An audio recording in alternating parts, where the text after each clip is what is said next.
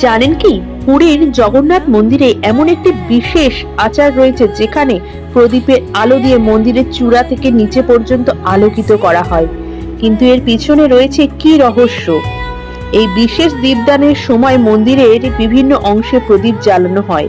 বিশেষ করে মন্দিরের চূড়া থেকে নিচের অংশ পর্যন্ত প্রদীপের আলো ছড়িয়ে দেওয়ার এই ঐতিহ্য ভক্তদের কাছে অত্যন্ত পবিত্র।